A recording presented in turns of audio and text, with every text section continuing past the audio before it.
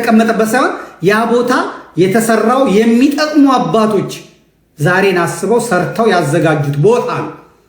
ዛሬ እንደ ድንገት ቀንጥሎት እዛ ቦታ ላይ ለቦታው የማይመጥን ሰው ተቀምጦ ሊሆን ይችላል። ግን መዋቅሩ መከበር አለበት። የሲኖዶስ ውሳኔ መከበር አለበት። ሲኖዶሱ ላይ የተሰበሰቡትን ሰዎች በግል ላንወዳቸው እንችላለን። አሰራራቸውን፣ ስራቸውን ልንነቅፍ እንችላለን። እየነቀፍን ጉሮሮ ለጉሮሮ እየተናነቅን ግን የሲኖዶስ ውሳኔ መከበር አለበት። ከብዙዎቹ ጋር የሚያጣላኝ ይሄ ነው። እኔ እንደ አክቲቪስት በለው በድንጋይ እንድለው ነው የሚፈልግ አይደለም። እቃወማለሁ። ጉሮሮ ለጉሮሮ ተያይዤ ምን አባክ ምናምን ተብዬ መወገዝ ለምን ሲያወግዙኝ አይቀርም። ምን አይሉ ግንስ መዋቅሩ ይጠበቃል። መስከረም 4 ቤተክርስቲያኒቷ አቆጣጠሯለሁ ሰልፍ ይጠራለች። ቀሰቀስኩ። ሀገር ወጣ ደረሰችና ደግሞ ቤተክርስቲያኒቷ አይቻልም በቃ አቁመነዋል አለች። አቁሙ አልኩኝ። ወድጄው ነው አልወደድኩትም። ተስማምቼ ነው አልተስማማውም። መዋቅሩ መጠበቅ አለበት። ማዕከላዊነት መጠበቅ አለበት። እኛ ፍንዳታ አይደለንም። የተሰራ ስርዓት አለን። የ3 ቀኑ የነነዌ ጾም የሲኖዶሱ ጊዜ ያውላ ሰውን ቀሰቀስን። ሀገር ወጣ ግልብጥ አለ። ሰልፉ ሊሆናል። ከዛ ቤተክርስቲያኒቷ መመሪያ ሰጠች። መጨረሻ ላይ አይሆንም አለች። አይሆንም ተስማምቼ ነው ደስ ብሎኝ ነው አይደለም። ግንስ ማዕከላዊነቱ መጠበቅ አለበት። እኔ ሲኖዶስ መሆን የለብኝም። ሐሳብ እሰጣለሁ፣ ማገታለሁ፣ ጣላለሁ፣ እነጋገራለሁ። ግንስ የሲኖዶሱ ቃል መከበር አለበት። የኛ ቤተክርስቲያን በፍሬም ውስጥ ያለች ናት። ከፍሬሙ መውጣት አይቻልም። በፍሬም ውስጥ ያለች ናት። ከፍሬሙ መውጣት አይቻልም። ፍሬሙ ውስጥ ነው እንደፈለግን መሆን የምንችለው። የሌሎቹ ዝርው የሆነው የሌሎቹ እንደፈለጉት የሚሆኑት ከዚህ የመጣ ናቸው ማለት ነው። ስለዚህ ይሄንን እያደረግን እንቀጥላለን። መሆን ያለበትም በዚህ መጠን ያለ ጥቅም ያለ ምንም። ደግሞ ለሰራተኛ ደሞዙ ይገባዋል። እኔ ዘመድኩን አልተቀበልኩም ማለት ሌላው አገልጋይ አይቀበልም ማለት አይደለም።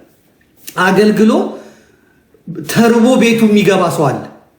ይህንንም እናንተ አገልጋይ የምትጠሩ ሰዎች አገልጋዩ በደንብ ያገልግል እንጂ በደንብ አስተናግዱት። ጠይቁት። ልጆች አሉ ወይ? እንዴት ነው የምትኖረው? ቤት ኪራይ እንዴት ነው የምትከፍለው? ደሞዝ ስንት ነው በሉት። እስቲ ጠይቁት። አገልጋዩን ጠይቁት። አይሰርቅም ነበር፣ አይዋሽም ነበር። አንዳንዴ የሚጠጣው ምን የሚለው እኮ ራሱን ለመርሳት ይሆናል። አገልጋዮችን ፍሬያቸውን ብቻ መብላት ሳይሆን ጠይቋቸው። በጎችን እንዲወጓቸው መላክ ጃስ ብሎ በቀንድ ውጋው ብለው ሳይሆን መጠየቅ። ቁጭ በሉት እስቲ ንገሩት። አንዳንድ አሁን መምህር ዘላለምን ቁጭ ብሎ የጠየቀዋል። እያመመው እየተሰቃየ ምን እያለ ነበር የሚያገለግለው። አገልግሎቱን እንገለገላለን። ቁጭ ብለን ሰውነት ትክክል አይደለም፣ አቋም ትክክል አይደለም፣ አሞሃል፣ ዞር በል መምህር አይደለን፣ ቁጭ በል አንሰማህም። እምቢ ካለ እጅግሩን አስሮ ሆስፒታል መውሰድ፣ ጸበል መውሰድ አይቻልም። እንድትቆይልን እንፈልጋለን ብሎ ድርቅ አይቻልም። ካህናት ይዞ መጥቶ አባቶችን ይዞ መጥቶ ይረፍ በቃ። እኔን የነገረኝ ነገር አለ። አሁን በመምህር ጳውሎስ ከመጮ የተነሳ ልቤን ምኔን ይለኝ ነበር። ምክንያቱም ስብከት ጩኸት ይፈልጋል። ከዚህ ነው የሚወጣው። መምህር ዘላለምም እንደዛው ነው ያለ። ልቤን እየደከመኝ ነው ያለኝ ለኔ። እግዚአብሔር በሚያውቀው ጠይቃችሁ ታውቃላችሁ? የአገልጋዮችን ፍዳ ጂንካ ድረስ ጠርታችሁት አገልጋዩ ከዛ ትራንስፖርት ያን ሁሉ አውጥቶ ያን ሁሉ ቆይቶ ከዛ ወደ ቤቱ ሲመጣ 200 ብር ሰጣችሁት። ከዛ ቤት ሲመጣ ልጆች አሉት፣ የቤት ኪራይ ያለው ምን አለው። ወንጌሉን ያስብ ወይስ ደግሞ ኑሮውን ያስብ? እንዲህ አይነት አገልጋዮች ሲመጡላችሁ አገልግሎቱን በስነ ስርዓት ካደረጉ ቁጭ ብላችሁ ጠይቃችሁ ደህና ብር ሰጣችሁ እግዚአብሔር በሚያውቀው በኮሚሽን ተነጋግረው ሄደው አይደለም፣ እናንተ ጠይቃችሁ ያስፈልገዋል ብላችሁ። መኪናስ ብትገዙላቸው ምን ችግር አለ? ላገለገሏችሁ ሰዎች ዘላለም እኔ እያለሁ እንግዲህ አንድ ዴክስ ነበረችው ሰዎች ይሸሩ እሷን ያደረገ ነው የሚለው። አንድ ትላንት የመጣ አርቲስት አንድ ምናምን ይሄዳል። መኪና ለአገልግሎታቸው የሚፋጠኑበት ነገር፣ ስራ ለሚስቶቻቸው ስራ ብትጠይቋቸው የአገልጋዮችን ገበና የአገልጋዮችን ችግር ታውቁ ነበር።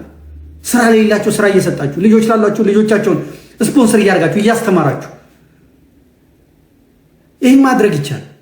ይህን ለማድረግ ራሱን የቻለ እንትን ያለ አንዳንድ ሴቶች እኮ ይፈልጉታል ትዳሩን ፈልገው ምን እሷ ወዳ የገባችበት ሌሎች ሰዎች ስቃይዋን ህመሟን በማየት እኔማ ቄስ አላገባም እኔ ዲያቆን አላገባም እኔ መምህር አላገባም የሚሉ እህቶች እኮ ይፈጠራሉ።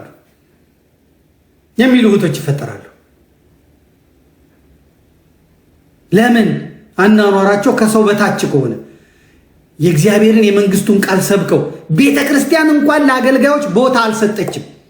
ቤተክርስቲያን ህይወቷ በሰባኪ እጅ ነው ያለው። ሰባኪው ነው ሰብኮ ምዕመናን የሚያመጣው። ሰባኪው ነው ሰብኮ የሚጠመቅ የሚያመጣው። ሰባኪው ነው ሰብኮ ገንዘብ የሚሰጥ የሚያመጣው። ካመጣው ገንዘብ ላይ ግን ሰባኪው አያገኝም። ቤተክርስቲያን እንደ ስብከተ ወንጌል ንቃ አግልላ ገፍትራ የተወችው የለም። ምዕመናን ይህን ማወቅ አለባቸው። ቤተክርስቲያን ለሰባኪና ለስብከተ ወንጌል ቦታ አልሰጠችም። ደሞዙን የሚበሉት ጸሐፊውን፣ ገንዘብ ያዡን፣ አለቃውን። አለቃው ያለ ሰባኪ ይሆናል? ማህሌቱ ብቻውን ይሄዳል? ወንጌላዊውን በረሃብ ቀተ፣ ወንጌላዊውን ገደል ከተ፣ ወንጌላዊ ደግሞ ታማለ፣ ጫማው ይሸታል ትላለ፣ ካልሲው ይሸታል ትላለ፣ ሰውነቱ ይቀይራል ትላለ። ከየት አባ ያምጣለ? ከየት አባሽ ያምጣልሽ?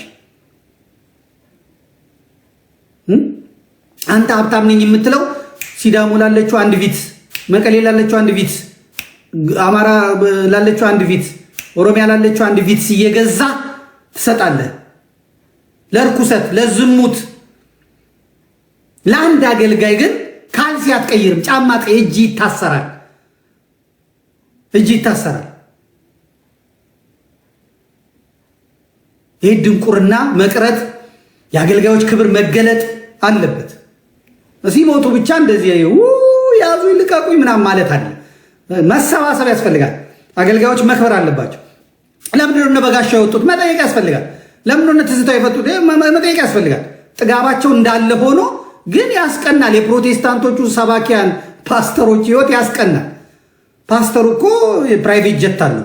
ፓስተሩ እኮ 78 ዱባይ አሜሪካ ምናምን አለው።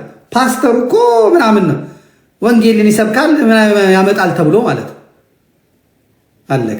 ቤተ ክርስቲያን ለአገልጋዮች ለሰባካነ ወንጌል ለካህናቱም ቦታ መስጠት አለባት ባይ ነው እንጂ ጥቂቶች ብቻ የሚጠቀሙበት ከሆነ ያ ትክክል አይመጣም። ቤተክርስቲያን ልጆቿን ማክበር ማስከበር አለባት እላለሁ። እንግዲህ ዘላለምን በዚህ ጉዳይ ካነሳ ነው መነሻ የሆነን እሱ ነው። ዘላለም አሁን ተቀብሯል፣ አርፏል፣ ወደ አባታችን ሄዷል፣ ወደ አምላካችን ሄዷል።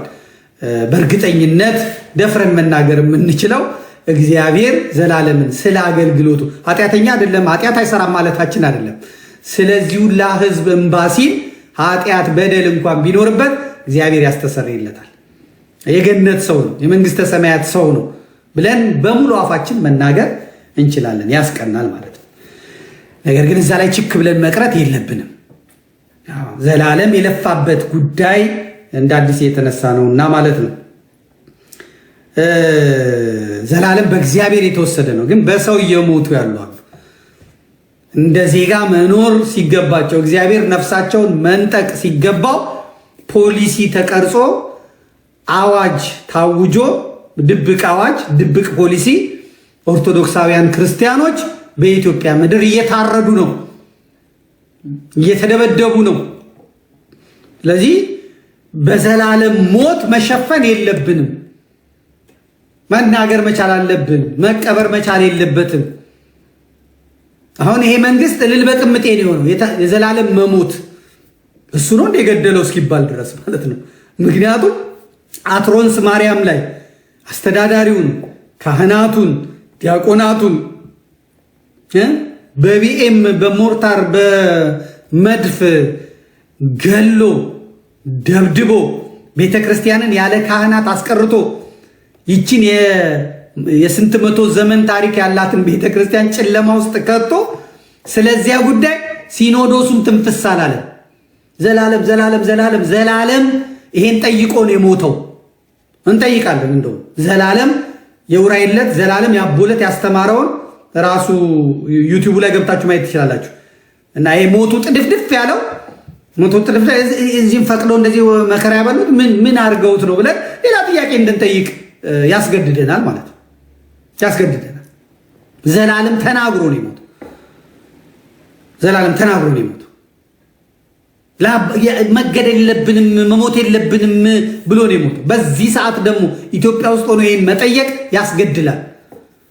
የአብይ አህመድ መንግስት አርሰኒክ የሚባለውን መርዝ ሽታ የሌለው መጠጥ የሌለው እንትን ጣዕም የሌለው በምግብ በምን እየሰጠ ይገላል። አገልጋዮች መጠንቀቅ ያለባቸው ይሄን ነው። በአየር መንገድ የምትሄዱ አገልጋዮች በአየር መንገድ እኔ በዚህኛው በዛኛው አልልም። በአየር መንገድ የምትሄዱ ሰዎች አየር መንገድ ውስጥ የሚሰጣችሁ አገልጋዮች ከሆናችሁ እንደው ጧት ትሏታላችሁ እንጂ ቆሎ ይዛችሁ ሄዳችሁ ቆሏችሁን ብትበሉ መርጣለሁ። ቆሏችሁን ብትመጡ መርጣለሁ።